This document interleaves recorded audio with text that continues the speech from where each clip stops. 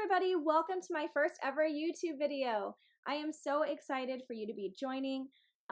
We are just going to be going over the basic tools of Lightroom and what all of these mean and how to use them by giving an example with one of my own photos. So let's get started. The first thing I'm going to show you is how to get this before and after. When I click this button right here, this is the product and image which you are working on. And if you click this button right here, it cycles between a before and after. And whenever I edit, I don't really like to use this before and after tool just because I find it distracting. Some of you might like to use it so you can see where your image was when you started to what it looks like after. But for, this video's sake, I'm just gonna click it right at the original. And before we get started too, I am going to hit this reset button. So now all the settings are set to 0 and this is the original photo. Let's come over to this left side over here, and this is the navigator tool. And what it does is it gives you a little preview of this image and what you can do to it. So if I wanted to do any editing, it would show up in both this little window right here as well as this navigator as well. And I'm going to come down here. This is my preset tab, and I have my own presets right here. I've created these, and if I scroll on top of them, the presets themselves actually show up in this little window. And so this is an easy way for you to see which preset you would like to use. And lucky for me, I actually was able to create a preset during my time in Joshua Tree, and this is that preset. Already it looks really good. It's a warmer tone, and I like that because we're in the desert, but there's still some things that I need to adjust, and I'm going to go over to this toolbar right here, and we're going to go through it, and I'm going to explain what these tools mean and how they can help you edit. This is the basic tab, and underneath here is the white balance and tones. Temperature, it controls the warmth or coolness of an image. And I like to keep mine around the center, maybe a little bit cooler, so around 600 or 6,600. Tint, you can either make it a little bit greener or more magenta. So this image already, like if I put it at 0, is a little bit greener, so I would probably like to move it to be more magenta. Exposure, obviously controls the brightness of an image, and so you can boost it all the way up or take it all the way down. For this image though, I would probably bring it up just a tiny bit because if you look at it, these shadows, in my opinion, are not very flattering for the image, so I'd probably take it to about 125. And contrast help defines areas of lightness and darkness. So if you bring the contrast all the way to the -100, there isn't any contrast at all within this photo. But if you bring it up all the way, there's so much contrast, and I tend to keep mine around 0 to maybe at a max 25, and for this sake I'll put it at 15. Highlights control the bright areas of an image, so when you keep it at 0, that's the original brightness. And if you lower it, you actually get more details. So you can see in the background, if you bring it all the way up, you lose some of that detail on these mountains or even the Joshua trees. And when you lower it, you can just see a tiny bit more. So I usually keep mine lower because I do like to have those background details and I don't like things to look blown out. Shadows, they control the darker areas of an image where you can still find details. So obviously these areas, even the shadows casted by the Joshua tree. And I usually bring those up anywhere between 60 to 100, just depending on the image. The whites, they change the overall brightness of an image because of the white point. So white controls all the whites in the image, which that would pretty much be all of this right here and even some things in the little desert sand area here. And if I had it at 0, this is what it would look like if you bring it all the way up. This is all white, so that would make it very bright, and I tend to keep my whites around negative, 60 to 100. So as you can see already, my highlights and whites are in the negatives, and that's where they usually are. Blacks control blacks, just like whites control whites. So all the darker area, it's the blacks of the photo. So it would be like my hat, my skirt, this black area right here, any blacks in here. And if you keep it at 0, that's what it's going to look like. And so I tend to keep it at about 60.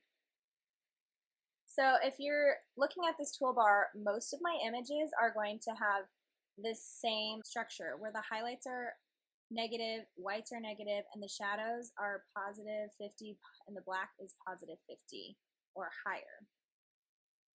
So clarity, it controls, the details of the image. So if you lower it, it makes it more blurry. If you bring it up, it's a lot more clear. I like to keep mine around the middle.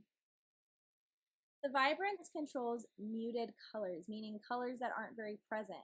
So when I bring this up, it looks fake, but it's not as bad as when I bring saturation up. And that's because saturation brings up the intensity of every single color in the photo. So if you want to give a subtle push in the colors and make them a little bit more noticeable, you're going to want to use the Vibrance tool. And I generally keep mine at about 20. I don't do too much more. Saturation I really don't touch because I think it just looks a little fake overall if you use it. Tone curve, this is an interesting tool and I really wouldn't use it too much if you're just starting, but I sometimes use it. Basically, it's an even more advanced toolbar to this one. So where there's highlights here. The light is kind of like white and darks are kind of like blacks and shadows are like the shadows here. So if you need even more control over the highlights, lights, darks, and shadows, you're going to use this toolbar right here. And everything you do down here is reflected up in this curve. So if I lower the highlights, you can see the curve changes. If I up the shadows, the curve changes as well. You can even adjust it manually, but I don't like to do that because I find it complicated. So what I'm going to do right now is lower the highlights even more because I want more detail. So if I click and then I lower the highlights, you can see there's even more details here. And I like that. Lights, it would bring it up or lower it. I am going to keep that at 0. Darks, not going to touch. Shadows, I don't really need to touch either. So this is your colors right here. If you click on the color tab, this is probably the easiest way to adjust your colors in the photo. You can do 3 different things. So there's hue, saturation, and luminance. Hue is just another word for color, so you can actually change the color of the color you are working with. So if you're at blue, you can make it more purple or you can make it more turquoise, or if you're at yellow, you can make your yellows more green or more orange and red. And saturation, like we said, controls the intensity or strength of a color, so you can make your yellows very yellow or not very yellow by lowering it to the negatives. And luminance controls the brightness of a color. So if you, let's say, have this blue sky and you're like, you know what, I don't want it to be that blue, you can lower the saturation. That's one way to do it. Or you can increase the luminance so the blues become lighter and not as present. Same with the yellows. You can lower the luminance so your yellows are darker, or brighten them so they're nearly white. So that's another awesome tool to use. And I like to keep my luminance usually a little bit lower. And in this image, I kind of notice the oranges aren't too present, so I'm going to bump up that saturation, increase the luminance just a tiny bit, increase the saturation a little as well. There are some purple right here, so I'm going to adjust that. And I have some red in my shirt, so I'm going to make that color pop just a little bit. And with the greens, increase a little more because the brush isn't too present. And that's probably what I would do with colors. The next thing is called split toning, and this is an awesome, awesome tool. Split toning controls a color overlay for highlights and shadows, meaning you can control what color you want the highlight to be or what the shadow is. For example, it's probably easier to show with the shadows first. So these shadows, you know, they're just there. And if I want to give them a color, I can choose which color I want. So if I want them to be purple or blue or yellow, you just place it on whichever color you want, and you can increase the saturation of it. So the shadows would become that color. Same with the highlights. You can have, it's almost like an overlay of the whole thing. So the highlighted areas, you can make it more blue, yellow, and do whatever you want. I tend to keep mine a little bit cooler because I just think right now, especially with all the yellows going on, it needs to be cooled just a little bit. So I would do that. And if you want to find a specific color, you can click this little button right here and you can pick exactly what color you want. It's pretty amazing actually. And shadows, I do tend to do cooler shadows, but occasionally I will do warmer ones as well. But for now, I'm really not going to do too much. Details. Sharpen means to sharpen the entire image, and the only thing is don't really go too high up here because it does look fake. I tend to keep mine at about 24, 25. Noise reduction controls how much noise you have in an image, and it reduces that. So noise is grain, and if you want to get rid of the grain, you bring the luminance up and the detail up, and it'll smooth it out. Lens correction. I don't think this is something you need to really worry about, but basically every camera lens, when you take a shot, has a distortion. And so if you want to get rid of that distortion, you click Enable Profile Correction. And if you want to see that difference, it is quite apparent. And so now that distortion is gone, which kind of looks like vignetting. And if your camera isn't already set, you would want to do the make, the model, and the profile. So my make is Nikon. The model of my lens was a Nikon 24-70, and it knows that, the profile, and then it sets it. And if you still want to keep the vignette, but you don't like the distortion, you can always just lower this to 0, and it would give you a type of vignette. I'm actually going to keep it in this image though because I liked the effect that it gave. Another thing is effects, and this is another tool for vignetting. In that, you can, make it super dramatic. You can control how much vignette goes into the photo. You can control the roundness of the vignette. You can control how feathered it is, meaning if it's super intense, which looks really fake, or make it a little bit more natural so it fades out. I'm actually just going to, let's see, I am going to have a vignette and, I don't know, let's see, and keep that at about, let's see, 16, and then the amount at about 20. And the feather higher because if not, it looks very weird. So, grain is not really a tool I use, but basically it controls the grain of the image. You can actually create grain, and that makes it look a little bit more filmy.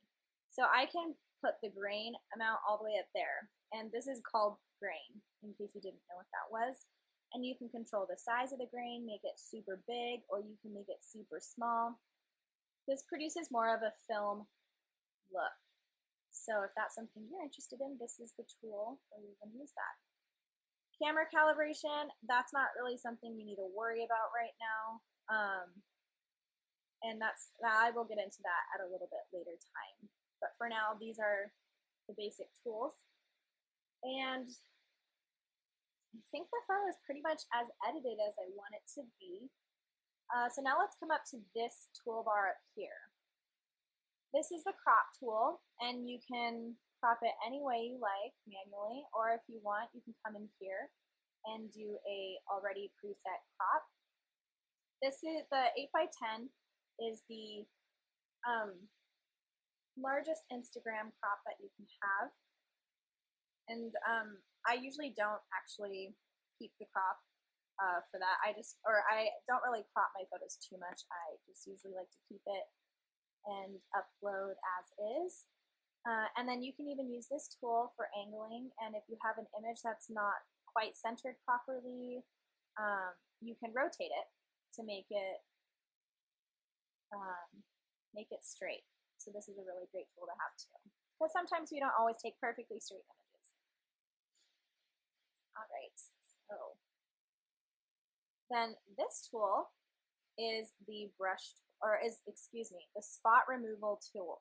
And this is super nifty. And for this, I will bring up the before and after just to show a difference. And I'm actually going to do it drastically, and I'm going to spot removal myself out of the image, meaning get rid of myself. So this is helpful if you have people in the photo and you want to get rid of them, or I don't know, you have a zit on your face and you want to get rid of it. I use this for pretty much everything. So I'm going to brush over myself and keep to myself as closely as possible. And then what the tool does is it finds something similar in the image to replicate. And if I look at that, yeah, it doesn't look too bad, but I feel like I can do better. So I'm going to move the replicated area right here. And then I'm going to leave it, and that is what it is. And there is a difference between clone and heal. Cloning is an exact replica, so it's a lot more intense and obvious. If you look at it, you can see that, oh, there is an object here. But if you do the heal tool, it's not as apparent. So I usually use heal for most of it, but if you want to use clone, that is there as well. And there you go. Then there's this huge, you don't even know that I'm there. So that's kind of a cool tool to use. And if you want to delete it, you just push it and you hit the delete button. And it's all done. So this is the red eye tool. You know how to use that. Red eye correction. Gradient, or no, excuse me. Yeah, the gradient tool. It's another overlay tool, and I'm not really going to get into it right now. But if you want to enhance sunsets and things like that, this is kind of a tool you would use. I'll just quickly show you. Basically, if this was like a sunset photo, and I wanted to, oops, I'm going to switch it actually. You can, you can lower the exposure, you can change the colors even. This is how a lot of people get those like really intensely colored sunsets without changing the whole photo. So if you want the sky to be a certain color, but you want the ground to stay, this is what tool you would use. So that's just a little piece of info. I can go more into that at a later video. This is the radial filter. Honestly, I'm not even going to talk about it too much because I don't really use it. But basically, this little elliptical area right here, it's going to keep to the edit that I just did, and then you can adjust everything else around it. So it's another way to specifically control something in the image. Like I said, I don't really use it, but you can if you want. And this is how sometimes those people get like the super blurry look, and then they're the clear. They are. What is it called? They have clarity, whereas the surrounding doesn't, essentially. So this is a tool that people use when they sometimes like have a super blurry image around an object or themselves. I think it looks fake, so I don't really use this tool too much. And the brush tool. This is the most important tool that I use. Basically, it lets you selectively apply exposure, contrast, highlights, shadows by painting over a specific thing. So let's say I'm looking at this tree, and I go, you know what, I want to brighten this trunk area, but I don't want to use, brighten up the whole image because then it just washes everything out. So if you ever have had that issue where you want to do one thing to a specific area but not the whole thing, you want to use the brush tool. And you're going to click the tool and a new toolbar comes up. You come to size, make it the right size, and I would just brush over it and increase. There you go. So now the trunk looks a little brighter, and then I could say, you know what, I want these shadows to go away. So I would brush over these shadow areas, and I would even increase the temperature so it's a little bit more like yellow and warm instead of cool. Maybe lower the saturation a little bit, increase my shadow, and then that's how you use that tool basically. And you can do it with anything. And let's say you want to now, make me look a little bit brighter. So what you would do is you would come up here and click out of the tool, the brush tool, and click back into it because you don't want to use the same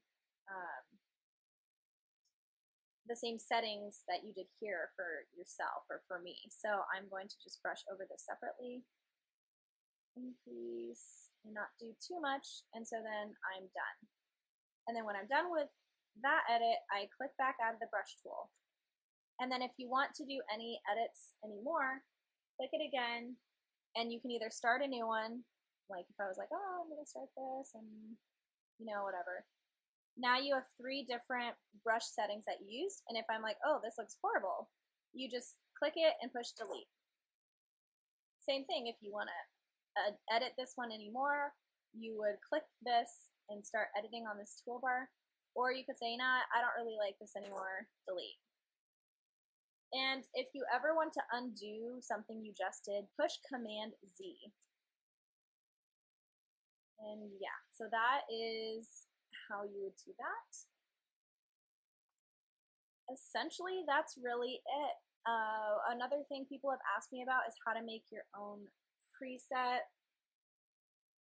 What I did for this photo is I thought, you know what, I like this Joshua Tree preset, so I'm gonna save this preset for myself so I don't have to continually make all these settings. Then I would go up to the Develop tab up here. Sorry, I can't really show it, but it's the Develop tab in the Lightroom bar up here. And I would click New Preset. And then you can title it, decide which folder you want to put it in, and you pick which of these settings you want to keep for the preset. Then you would create it, and when you were done, it would show up on this side right here under whatever folder you decided to save it under. And that concludes our tutorial for today. So I hope you enjoyed this video and you learned a lot about Lightroom and how to edit.